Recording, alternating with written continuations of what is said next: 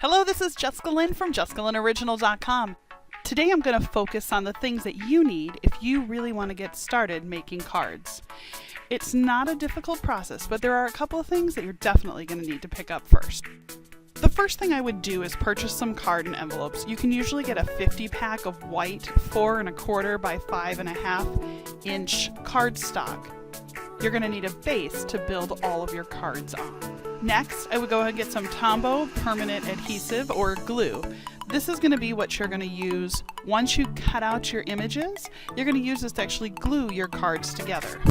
The next thing you'd want to invest in is a paper craft trimmer. I really like the Fiskars version because you can buy a replaceable blade once it starts to get dull. But you're going to need this to be able to cut all of the different sizes of your paper. The number 4 thing you're going to need to get is a good rubber stamp set with both images and sentiments. Our rubber stamp set, Blend's Puppies, shown here, has a bunch of different sentiment and images that you can use to make a bunch of different card styles. Next, you're going to go ahead and need some ink.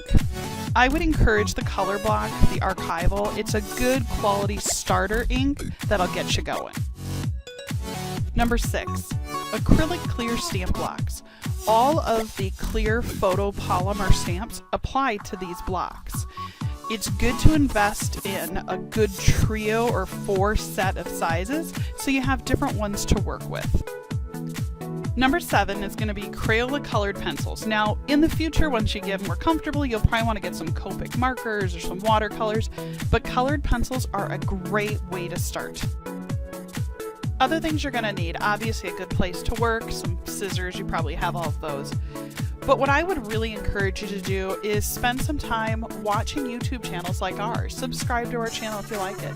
Watch the videos that we're making. Get inspired by other card makers. There's a lot of amazing work that's being done, and it's really easy to pick up some of this. Trust me, I love to draw the art, but I have learned so much from my design team and other artists on YouTube. Thank you for joining us on this top things you need to get yourself started.